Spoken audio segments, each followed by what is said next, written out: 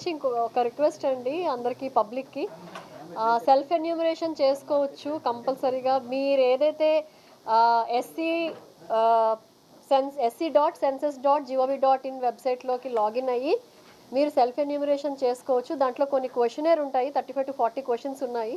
దాంట్లో మీ నివాసం తాలూకా అంటే హౌస్ తాలూకా డీటెయిల్స్ అన్నీ అడుగుతారు, ఎంతమంది ఉన్నారని అడుగుతారు. నో పర్సనల్ డీటెయిల్స్, బట్ ఆ హౌస్ తాలూకా సిచ్యుయేషన్ ఏంటి, మీకు వెహికల్స్ ఉన్నాయా, మీకు డ్రింకింగ్ వాటర్ ఉందా, సేఫ్ డ్రింకింగ్ వాటర్ ఉందా, టాయిలెట్స్ ఎన్ని ఉన్నాయి, ఇలాంటి అంటే మీ రూఫ్ అలాగే ఫ్లోరింగ్ అది ఎలా ఉంది ఏంటి అనేది క్వశ్చనర్ ఉంటుంది. It's a very simple process. మనకు మ్యాక్సిమం అలాగా ఎస్నో పెట్టుకుంటా నెంబర్ పెట్టుకుంటూ ఫిల్ చేస్తే మ్యాక్సిమం 10 నిమిషాలు పావు గంటలో మనకి నెట్ అది బాగుంటే 10 నిమిషాలు పావు గంటలో సెల్ఫ్ ఎన్యూమరేషన్ చేసుకోవచ్చు.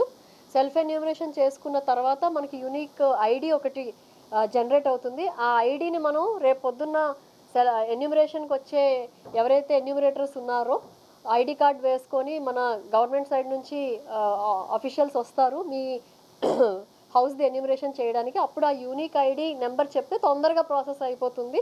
It will not be a problem. వాళ్ళు జస్ట్ మీరు చెప్పింది కరెక్టా కాదా అనేది ఒకసారి కన్ఫర్మేషన్ చూసుకొని ఇమీడియట్లీ మీ డీటెయిల్స్ని కన్ఫర్మ్ చేస్తారు. చేసిన వెంటనే అది అప్లోడ్ అయిపోతుంది. నథింగ్ ఈజ్ అంటే పర్సనల్గా ఎవరి తాలూకా డీటెయిల్స్ ఇక్కడ రివీల్ అవ్వండి సెన్సస్ వల్ల. దయచేసి ఆ అపోహ పబ్లిక్ పెట్టుకోవద్దు. మళ్ళీ చెప్తున్నాను, మీ పర్సనల్ డీటెయిల్స్తో కానీ గవర్నమెంట్ ఇచ్చే బెనిఫిట్స్తో కానీ సెన్సస్కి సంబంధం లేదు.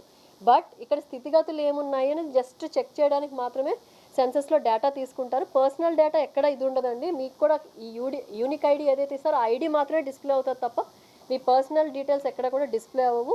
కాబట్టి అందరూ కూడా ఎవరైతే సెల్ఫ్ ఎన్యూమరేషన్ చేసుకోవడం ఒకటి April 30th లోపల, రెండోది ఈ సెన్సస్ స్టాఫ్ ఎవరైతే వస్తారో ఐడి కార్డ్స్ వేసుకొని వాళ్ళతో కోఆపరేట్ చేయాలని చెప్పి కోరుకుంటున్నాను. Thank you.